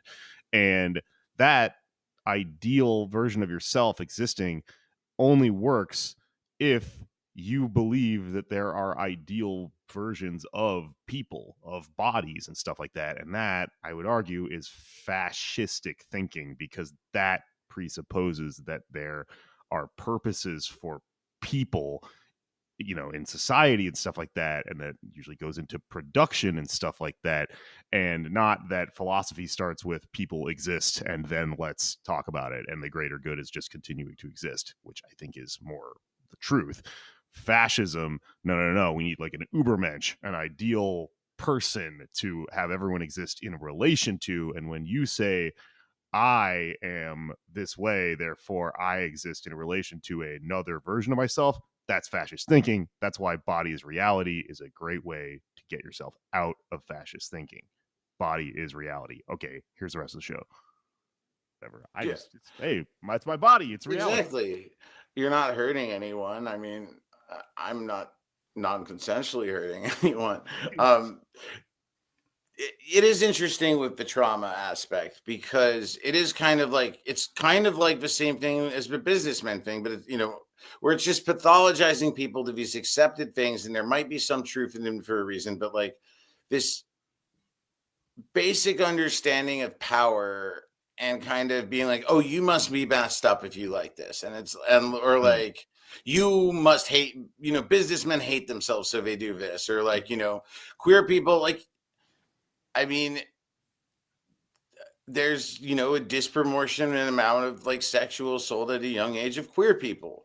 Like, that doesn't make them gay. Like, I don't like, I mean, there's, I could get darker, but like, there's a lot of things, and there's and it's also hard because then if you want to talk about those traumas, like, then people are like, see, I told you this happens to you because this happened to you as a kid, you know? See, the thing is, it's always a third thing. It's fucking dialectics, right? Yeah. I think what's going on there, this is stuff I've been rolling around in my head for a long time. Here's my take. Yeah. It might be wrong. I think there's a reason that there's a lot of like sexual assault and a lot of like autism and all these other like co-factors and stuff in queer people and trans people, is that when something like an autism diagnosis or a trauma happens to you, it forces you to like confront and understand yourself in ways that people who lived a comfortable life that didn't have anything happen to them never have to think about. So there's lots of people with the capacity to be this or that type of person who just exist in heteronormative straight world and just are living a life where they've never been forced to really ask themselves, like, wait, what am I? What do I shape like this or that or whatever? I think that's what straight people are like. They're like kind of like, honestly, like, it's sometimes I feel a little pity when I'm just like, these people have no idea how to have sex. They're just doing the way that comes on the back of the cereal box that they get in the morning. I do want to ask you guys that by the end, just how to do it. Yeah. Okay. It's a Patreon episode. You'll have to find it. Yeah. I was gonna say about the autism thing. This does remind me of there's an effort now to sort of naturalize autism in opposition to people like RFK Jr., for instance, saying it comes from vaccines or chemicals. And I understand that impulse to say, no, people are born this way. But in reality, neither is really true or false. There are people who have innate reasons that they're diagnosed with autism. There are people who have socially people who, for a variety of reasons, don't develop social skills because they're not socialized in a normal way, or they for instance, are by themselves for long periods of time as a child. They have the same issues that someone may have with social skills for totally naturalized reasons, for totally biological reasons. And it gets into this game where it's like, is it nurture or nature? It's always both, or it's the on a large scale. You can never reduce it to one or the other. I laughed when I first heard this, but I thought someone was just being edgy, but there's a huge overlap with transgenderism and I don't even know if I'm allowed to say it like that, and autism. And I'm not gonna, the self-diagnosis thing is not for me to even get into. A lot of people I know are self-diagnosed. Sometimes they make a more compelling case than others. Should I be the arbiter of that? Hell no. But like one thing I was explained is like, just like seeing things for what they are and not like worrying about the social aspects of it allowed a lot of people, like, that's why a lot of people are like, no, I'm a girl. No, I'm a boy. Like, no, like, this is what I know to be true. I don't care. I'm not worried about these a million different things, but I was stressing out about. Yeah, so it's just an interesting, it's a very common, it's also a meme in the transgender community about being autistic. And there's a lot of people who are autistic who are communists too. Because I think that's for the reason that we're kind of getting at here is like, if you're, if you are categorized in a way like that and you're kind of forced to, you're put in a position where you have no choice but to think about things and question them, then you're more apt to assess things and make a deliberate decision like, oh, I'm going to read history and then come to some conclusions about it, which if you do right, I think makes you a communist. A lot of people, it makes them a libertarian first because that's an appealing explanation. That's a very common thing that happens or whatever. But that's because you are kind of forced to be conscious in a way of like history and stuff like that people who are comfortable don't, because like becoming what most people become walking around is like an incoherent politics where you just sort of identify, even if anything, as like a liberal or a conservative or a Republican or a Democrat. That's not someone who fucking stayed up all night reading a million times and came to a decision. That's someone who's just like, you pick one. I think this one's the nicer one, right?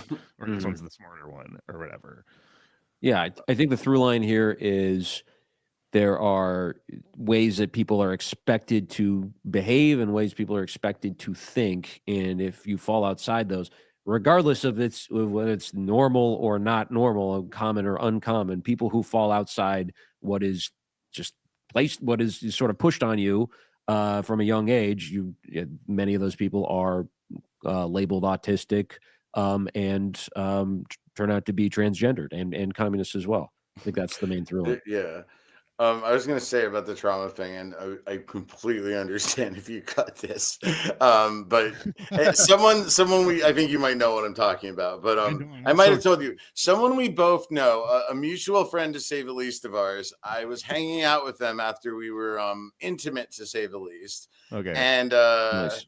yeah, and I was saying something about going to my mom's house for Thanksgiving, or my mom having be watching my dog while I was in LA. And she just goes, "It's so weird that you have parents that love you." And I was like, "What? Because of the way I fuck?" And then she just, without skipping a beat, she's like, "Yeah." And then she's paused and she goes, "You have CSA dick." And yeah. You know, Sorry, what is CSA? Google. Okay, I'll look it up. It's I'll say it's child sexual assault. Oh, okay. I had never been told that I had that, which was a compliment, apparently, which is a huge compliment. Because it's confusing, because it's like half the people you meet that are like good at it's not sex. It's like they have a traumatic backstory, and some of them fucking don't. I remember when you were like telling me a story about your mom. You were on the phone with her or something last time. I get along with her well. You have face tattoos and shit. I mean, that's also like, wow, this goes against a lot of the assumptions. Make about about me, but then also I'm like, I have a million dead friends, and I used to get the shit kicked out of me all the time. So I'm not trying to be like, but I grew up in fucking Park Slope. But I'm also an overtly like friendly person for the most part. There's just like sometimes I'll tell a story and people will be like, okay, but yeah. Well, then when I tried to explain that I didn't think anything happened to me, they just said, "Welcome to the cookout. You're welcome at the cookout," which then made me think about a whole cookout dedicated to that, which would be lit. And then also I was like, wait, isn't that just Trans Girl Picnic? Shout out to Trans Girl Picnic. A Bushwick event. It's a thing. It's not CSA cookout, but I was trying to draw parallels. It was actually a really cool thing Lucy put on. The picnic, to be clear. Maria Hernandez Park. I'm sure it'll be coming back, but cool. Anyway, I miss Maria Hernandez Park. I'm just going to say it. It was Jamie Peck. No, I'm fucking kidding. I already once accidentally, I tried to write "Let's fucking go" because I was being supportive of her on the Chris Cuomo thing, her video, and Instagram just copped it. And it was just cropped in. It was just at Jamie Peck, "Let's fuck." My completely platonic sweetheart friend. Like, I was just like, wow. Yeah. I think that's probably what Chris Cuomo was thinking for part of that interview. Yeah, I think. Also, you can cut that also. Sorry, no, she's been updating me on the Amelia Perez Oscars, and I'm sitting here rooting against trans. Yeah, I'm rooting against trans people everywhere right now. But these are edgy jokes, which are another thing that are often an outcome of. Exactly. No, it's all fucking processing. But yes, I'm sorry. And apologizing for things that, I'm sorry to everyone for talking about things that were very true to my life. But I think we got to some interesting points here, which is that there's no kind of definite answer to this stuff. There's something very interesting philosophizing within there, but the definite answers that people do have about them are often, that's the enemy. They're using them for certain ways and stuff. So I don't know if I agree 100% with what they're musing on in this article about the reason the top shortage exists being that like people aren't actualized enough or whatever. I don't know. I don't know. It might be a situation where just everybody's wrong because there isn't an answer. Yeah. Also, sorry, one last the app Her, it's a lesbian women app, but I don't. Okay. I've never been on it. But I thought you were going to tell me it's like it's an app that is the movie Her. Oh no. Yeah, no. They had this stupid campaign called Her's Mask Shortage Relief Act that would give lifetime memberships to certain premium members if you fill out a thing and identified as mask, as a mask like woman, I don't even think it's trans mask. And they would pick 1,000 of the applicants to get free lifetime memberships. This was just completely placed out of nowhere. Like it was not based on anything. They just wanted to come up with a funny campaign. And there's all kinds. Anyway, I was like, there's all kinds of. The problem with that is women referring to each other as mask without checking with the woman. Like both cis and trans lesbians about this, and it disproportionately then gets put on like people of color because of fucked up. Sorry, I was like, now I bring race into it, but you know, basically, someone please give me a subscription to her. Yeah. Well, that also, like, what if you just lie to get the subscription? I mean, honestly, I think this really does actually prove the point of the entire podcast because we are asking the question, can you apply political economy to this thing that was a top shortage?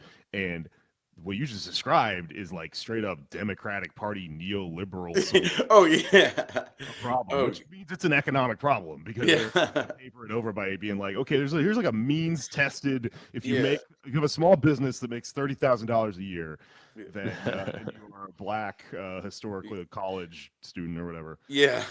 It's the info, the image for it is like this. It's just like all these like cartoon little white wife beaters and stuff. That's adorable. It's we're done. We're all. What if they chose J.K. Rowling as like brave cishet mask woman? J.K. Rowling. Oh God, England is it's dark. Start to think about England. Yeah. I was like, do they have sex in England? It's not how they reproduce over there. Yeah. I don't know. I think we should probably put a cork in it here because as we were discussing before the show, this turned into a whole fucking universe, and we should have ongoing discussions about stuff. I think I'd love to do another one of these. Yeah. And I forgot, so I'm going to put a disclaimer at the beginning of this that if you're related to us or to me, don't listen to this. If Andrew's mom, don't listen. Like, I'll put it. My mom. It's funny because I always got what bottom meant because growing up, my mom is so prim and proper that the word "but" was considered a swear word, and you're supposed to say "bottom" instead. And recently she told, a couple years ago over the pandemic, I gained some weight, and I was like, "How can you tell?" And she's like, I can see it in your bottom. You can't bottom tell. growth. Yeah. Jesus. We're having a top shortage in that. Yeah. So, Mom, please don't listen. By now, it's too late, but I'll make sure she doesn't. You're from Minneapolis, right? I'm from St. Paul.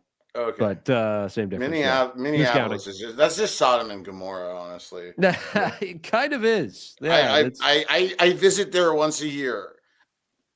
That's enough said. If you eat Juicy Lucy's all the time, you should not be bottoming. Right. That's a whole nother dialectical fucking. Yeah. I really want to know. Maxelle, please plug your show so people enjoy you and hear you talk about things like this. Yeah. If you want to hear me talk to two other people who that's a great way to say it. Me talk. If you want to hear more, my show's called Dysphoria.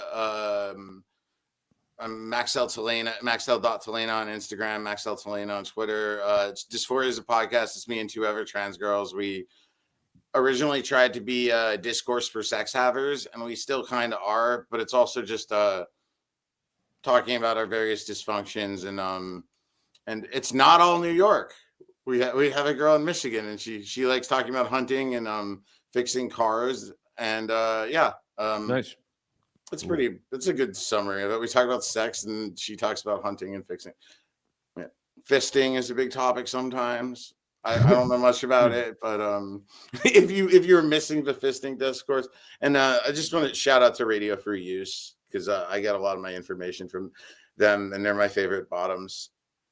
And the furry episode is amazing. It's their last one. No, but yeah. Oh, I'll have to listen to it. I was listening. Oh, it's good. Yeah, no, and they got one coming out on sissies that is actually like brutally like a page long list of trigger warnings. But yeah. Anyway, and it's the best title of the podcast I think in a long time. I definitely want to listen to the furry one. I had on my other show, While You Mad, I had Frederick Brennan on, who is the guy who is like escaped the QAnon conspiracy, who then also is a furry. It's a really interesting story. He's like part of the people that it got down to, like when everyone was trying to figure out who who was Q, and he created 8chan and sort of realized that it was evil, escaped while they were trying to like basically get him arrested from the Philippines, where all that shit was being while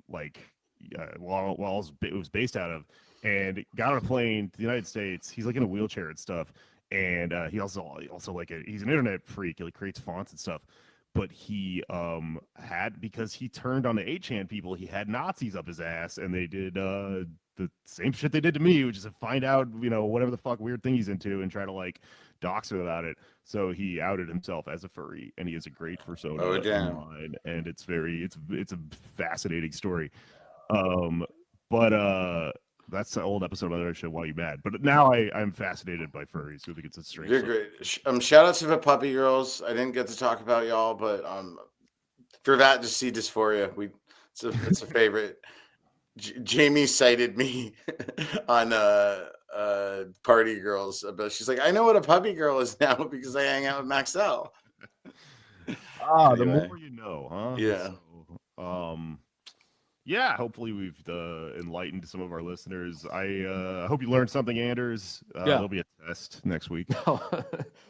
Yeah, many illuminations happened this eve. Glad to be here. Any other questions before we end? So I hear that Sniffies is an app, right? I have questions about Sniffies, but we'll save that for another episode. Sniffies is a website, and it took over Jake's old apartment. Yes, that's what I was going to ask about, but we'll talk about that another time. Wait, I was just going to say for final questions, what is a woman? Okay. Yeah, we got to go down. Okay. Hey, if you enjoy the show, please consider signing up for our Patreon, where we make it a bonus episode every week. You can watch the videos of the bonus episodes. There's a Discord. And hey, you can support the show and keep it to where we can make the show without answering these goddamn emails I get from people who want us to do ads, because fuck ads. I don't want to sit here and read you commercials in the middle of our podcast and shit.